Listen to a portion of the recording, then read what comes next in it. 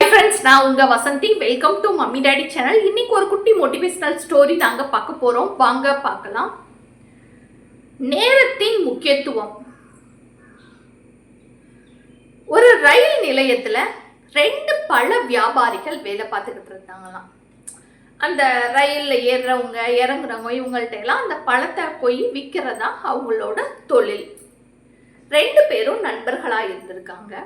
2 பேரும் அதே ரயில் நிலையத்துல அந்த பயணிகள்கிட்ட தான் பழத்தை வித்துக்கிட்டு இருக்காங்க. 2 பேருமே ஒரே பழத்தை தான் வித்துக்கிட்டு இருக்காங்க. இவர் மாம்பழம் வித்தாருன்னா அவரும் மாம்பழம், இவர் ஆப்பிள் வித்தாருன்னா அவரும் ஆப்பிள் தான் வித்திருக்காரு. 2 பேரும் வேலை பார்க்குற வேலை நேரமும் 8 மணி நேரம் தான் வேலை பார்க்குறாங்க. 2 பேருமே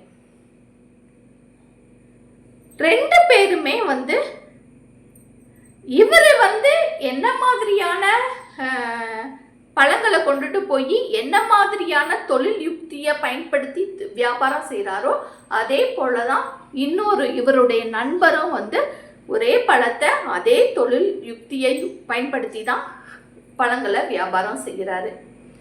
அப்ப பழமும் ஒன்று, நேரமும் ஒன்று, அவங்களோட வியாபார யுக்தியும் ஒன்று.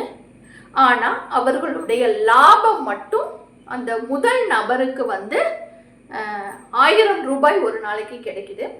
அந்த 2வது பழ வியாபாரிக்கு ஒரு நாளைக்கு 200 ரூபாய் தான் லாபம் கிடைக்குது.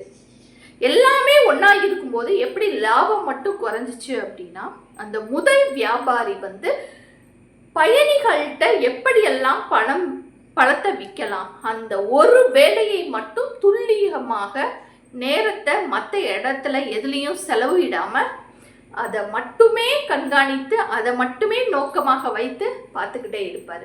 இந்த 2வது பழம் வியாபாரி யாராவது பழகினவங்க இருந்தாங்கன்னா அவங்கள்ட்ட கொஞ்சம் நேரம் பேசுறது, கொஞ்ச நேரம் டீ கடையில் உட்காந்து டீ குடிக்கிறது, கொஞ்ச நேரம் நியூஸ் பேப்பர் பார்க்கறது, வேற யாராவது தெரிஞ்சவங்க வந்தாங்கன்னா அவங்கள்ட்ட உட்காந்து கதை பேசுறது, இந்த மாதிரியே பாதி நேரத்தை செலவு பண்ணிடுறாரு. யுக்தியெல்லாம் ஒண்ணுதான், வியாபார யுக்தியெல்லாம். ஆனா நேரம் செலவிடும் அளவு மட்டுமே 2 பேத்துக்கும் வேறுபாடாகுது. அதனால லாபமும் அவருக்கு குறைஞ்சு போயிடுது. அதே போலதாங்க இந்த 2 பழ வியாபாரிகள் மாதிரி தான் நம்மள நிறைய பேரும். அதாவது நம்ம நோக்கம், நம்மளோட லட்சியம் எல்லாமே எல்லா மனிதர்களுக்கும் ஒன்னாதான் இருக்கும். ஆனா ஒரு சிலர் அந்த குறிக்கோளை மட்டும் நோக்கி ஓடிக்கிட்டே இருப்பாங்க.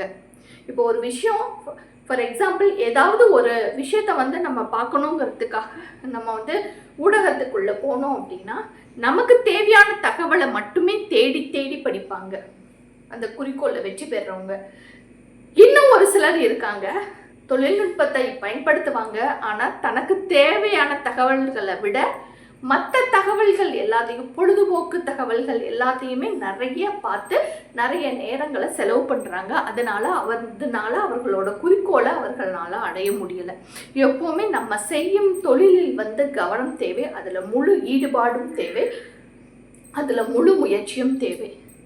அதை மட்டுமே பண்ணிக்கிட்டு இருந்தோம் அப்படின்னா கவனத்தை சிதற விடாமல், நேரத்தையும் வீணாக்காம தன்னோட லட்சியத்துல மட்டும் குறிக்கோளா இருக்கிறவன் வெற்றி பெறுகிறான் அப்படிங்கிறது தான் இந்த கதை நமக்கு உணர்ந்தது.